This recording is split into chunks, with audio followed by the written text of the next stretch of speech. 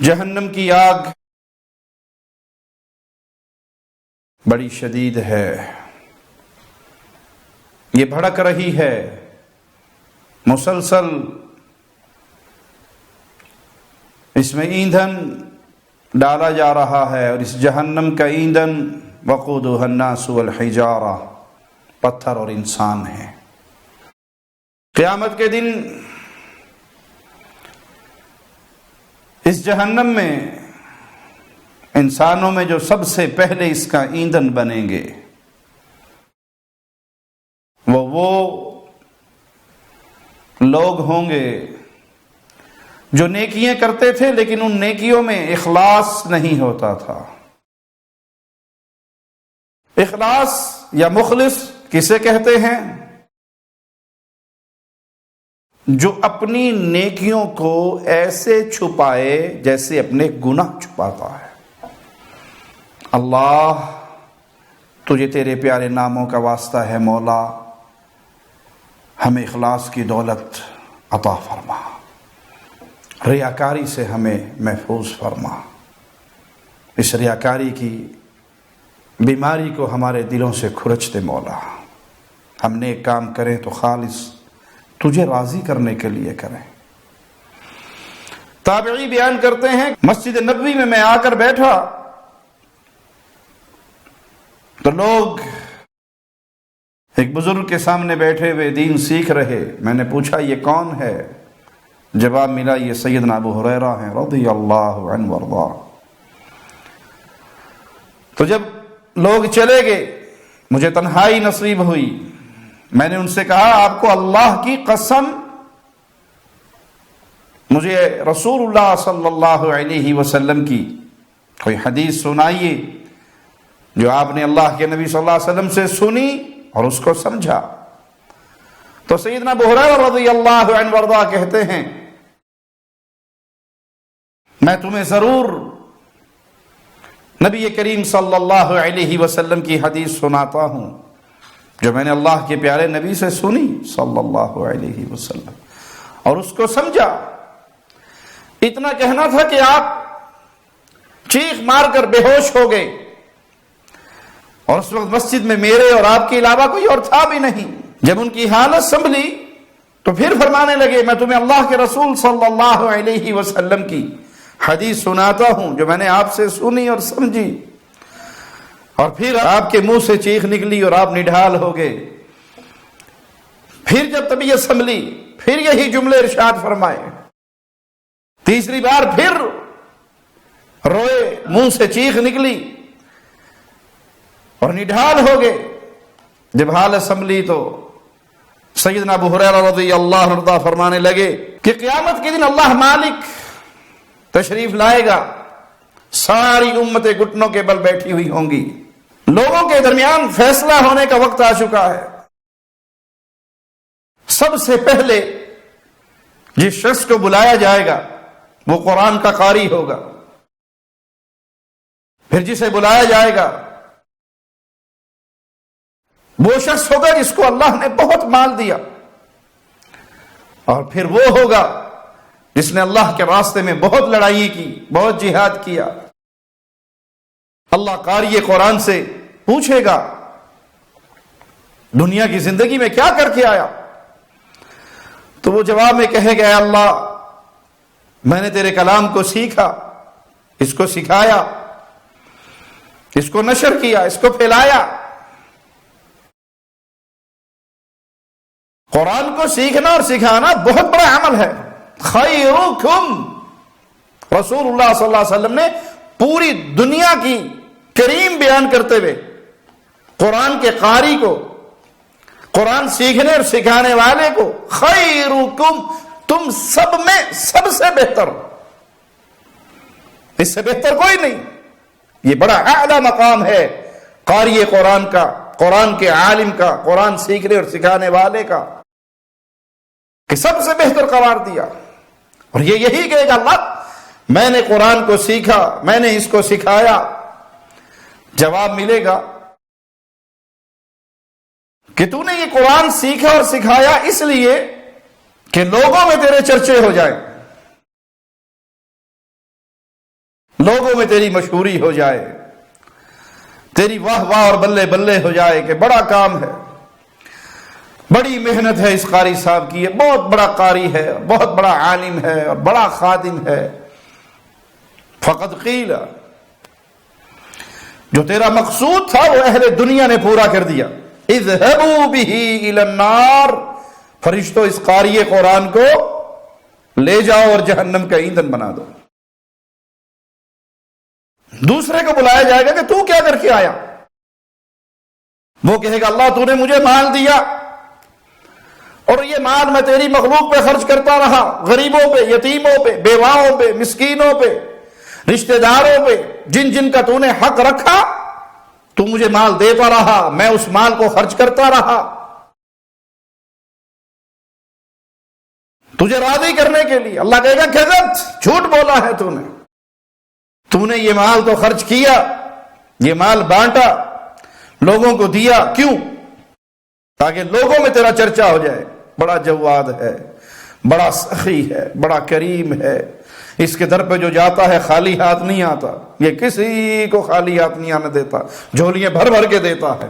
فقد قیل، تیرا جو مقصد تھا مال خرچ کرنے کا کہ لوگوں میں چرچے ہو جائے، لوگوں میں تعارف ہو جائے، لوگوں میں یہ بات پھیل جائے، وہ تو پھیلا دی لوگوں نے، دنیا والوں نے تیرا مقصد پورا کر دیا۔ اذهبوا به الى النار، فرشتوں اس کو بھی جہنم کا ایندھن بنا دو۔ تیسرے کو بلایا جائے گا کہ تو کیا کر کے آیا؟ وہ کہے گا قاتلت فی سبیلک، میں تیرے راستے میں جہاد کرتا رہا، قتال کرتا رہا، حتی قتل، یہاں تک کہ میں خود قتل ہو گیا، شہید ہو گیا، مارا گیا۔ مالک فرمائے گا تو نے جھوٹ بولا، تو میرے لیے نہیں مارا گیا، تو اس لیے مارا گیا، تیرے لڑنے کا مقصد یہ تھا کہ لوگوں میں خوب چرچے ہوں، تیری کہانیاں چھپے، تیرے مارکے چھپے، تیرے نام کے ساتھ دم چھلے لگے، لوگوں کے اندر تیرا خوب چرچا ہو۔ لوگوں نے تیری خواہش کو پورا کر دیا۔ فرشتوں اذهبوا به الى النار، اس کو بھی جہنم میں لے جاؤ۔ سیدنا ابو ہریرہ رضی اللہ عنہ فرماتے ہیں کہ رسول اللہ صلی اللہ علیہ وسلم نے میری ہتھیلی پہ اپنی ہتھیلی مار کر، اپنا ہاتھ مار کر کہا ابو ہریرہ اللہ کی مخلوق میں یہ وہ ہیں جو سب سے پہلے جہنم کا ایندھن بنیں گے۔ تو پیارے بھائی، نیکی کیجئے اس لیے کہ اللہ راضی ہو جائے، نیکی اس لیے نہ کیجئے کہ لوگ راضی ہو جائیں۔ لوگ راضی ہو بھی گئے آپ کو کیا دے دیں گے؟ دیکھیے کتنا بڑا فرق ہے نیت کا۔ اگر آپ کی نیت یہ ہو کہ میرے اس نیک کام سے اللہ راضی ہو جائے تو یہ کتنا خوش نصیب ہے۔ رسول اللہ صلی اللہ علیہ وسلم فرماتے ہیں جس سے اللہ راضی ہوتا ہے سب سے پہلے اس کی خبر جبرائیل کو دیتا ہے۔ فلاں بن فلاں سے اللہ راضی ہو گیا، جبرائیل کو خبر دی گئی، جبرائیل بھی اس سے راضی ہو گئے، پھر آسمانوں میں جبرائیل اس کے نام کا آوازہ بلند کرتے ہیں، فلاں بن فلاں اللہ کا محبوب ہے، جبرائیل کا بھی محبوب ہے، فرشتوں تم سب اس سے محبت کرو۔ اور فرشتے اللہ کس بندے سے محبت کرتے ہیں اور کیا وہ محبت کا انداز کیا ہے، یہ زمین پہ چل رہا ہوتا ہے، اس کے گناہوں کی معافی کا وہ اللہ سے آسمانوں میں سوال کرتے ہیں۔ نیکی کیجئے، آسمانوں میں چرچے کروا لیجئے، بھلے نیکی کیجئے اور دنیا میں چرچے کروا لیجئے، دنیا کے اندر شہرت پا لیجئے، یہ بہت بڑے شیخ ہے، یہ بہت بڑے قاری ہے، یہ بہت بڑے عالم ہے، یہ بہت بڑا سخی ہے، یہ بہت فراخ دل ہے، یہ بہت بڑا مجاہد ہے، یہ بہت بڑا کمانڈر ہے۔ یہ ماجرا ہے نیت کی اصلاح کا۔ اگر نیت میں فطور ہے، آپ کوئی عمل کر کے یہ چاہیں اس عمل سے اللہ بھی راضی ہو جائے اور لوگوں میں چرچا بھی ہو جائے، اللہ ایسے عمل سے بھی ہاتھ اٹھا لیتا ہے۔ اور الا من رحم ربی، آج تو ریاکاری ایسے گھر کر چکی ہے، چند 100 روپے کا یا چند 1000 روپے کا ایک پنکھا کسی مسجد میں دیا جاتا ہے، اس کے پروں پہ نام لکھوایا جاتا ہے، پانی کے کولر کہیں لگوا دیا جاتا ہے، اس کے اوپر نام لکھوا دیا جاتا ہے، کہیں کنواں کھدوا دیا جاتا ہے تو اس پہ نام لکھ دیا جاتا ہے، ہر چیز پہ نام، ہر چیز پہ نام۔ کسی غریب کی مدد کی جاتی ہے تو 10 کلو آٹے کا تھیلا دینے کے لیے 10 بندے پہنچے ہوئے ہیں اور ہر بندہ سیلفی لینے کے لیے تیار کھڑا ہے۔ وہ پرانا دور تھا جب کہا جاتا تھا نیکی کر دریا میں ڈال۔ آج نیکی کرنے والے بعد میں آتے ہیں اور کیمرے والوں کو پہلے بھیج دیتے ہیں، نیکی کر کیمرے میں ڈال، تاکہ ہم دکھا سکیں ہم نے یہ کیا، ہم نے یہ کیا، ہم نے یہ کیا۔